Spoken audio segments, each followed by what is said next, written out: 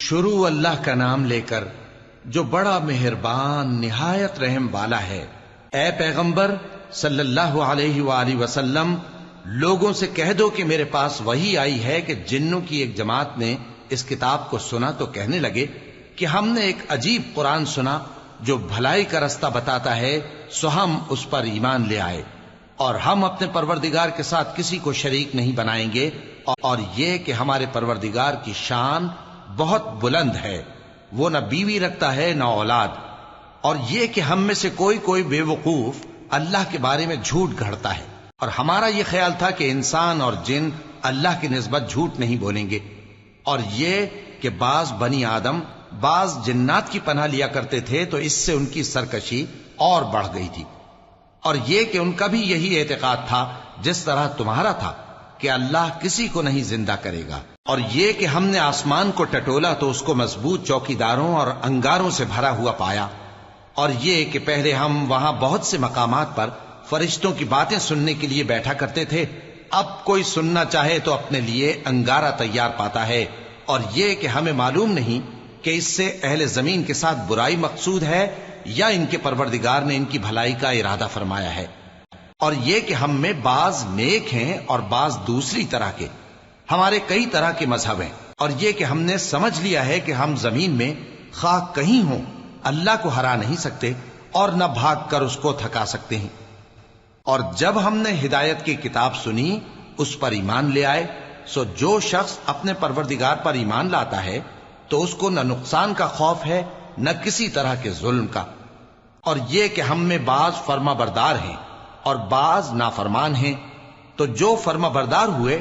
وہ سیدھے رستے پر چلے اور جو نافرمان ہوئے وہ دوزخ کا ایندھن بنے۔ اور اے پیغمبر صلی اللہ علیہ وآلہ وسلم، یہ بھی ان سے کہہ دو کہ اگر یہ لوگ سیدھے رستے پر رہتے تو ہم ان کے پینے کو بہت سا پانی دیتے تاکہ اس سے ان کی آزمائش کریں، اور جو شخص اپنے پروردگار کی یاد سے منہ پھیرے گا وہ اس کو سخت عذاب میں داخل کرے گا، اور یہ کہ مسجدیں خاص اللہ کی ہیں تو اللہ کے ساتھ کسی اور کی عبادت نہ کرو، اور جب اللہ کے بندے یعنی یہ پیغمبر صلی اللہ علیہ وآلہ وسلم اس کی عبادت کو کھڑے ہوئے تو کافر ان کے گرد ہجوم کر لینے کو تھے۔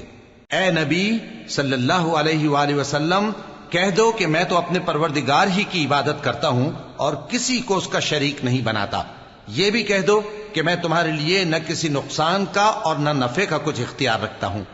یہ بھی کہہ دو کہ اللہ کے عذاب سے مجھے کوئی پناہ نہیں دے سکتا اور میں اس کے سوا کوئی جائے پناہ نہیں پاؤں گا،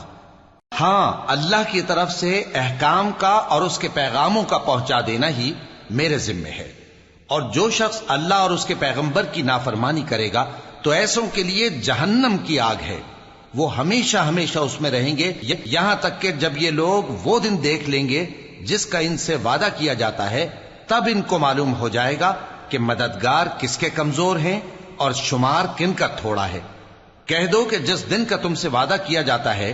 میں نہیں جانتا کہ وہ عنقریب آنے والا ہے یا میرے پروردگار نے اس کی مدت دراز کر دی ہے،